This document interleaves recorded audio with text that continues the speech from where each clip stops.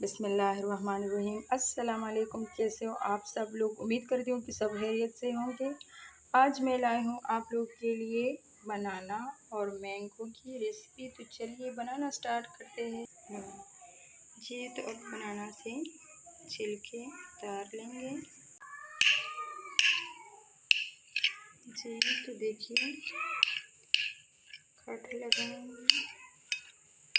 अब आते हैं मैंगो की तरफ लेंगे।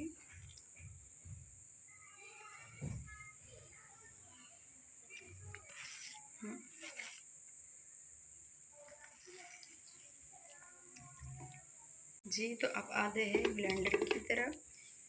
बनानास ऐड करेंगे, मैंगो ऐड करेंगे, दूध ऐड करेंगे।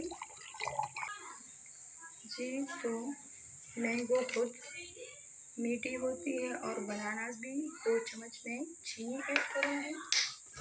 अब बर्फ ऐड करेंगे। जी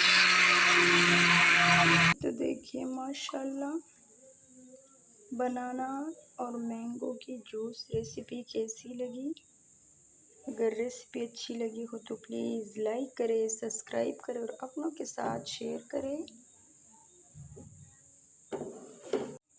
जी तो आखिर में मैं थोड़ा सा बादाम ऐड करूँगी।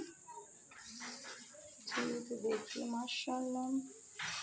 तो इसी के साथ दीजिए मुझे इजाज़त। अल्लाह हाफ़िज़।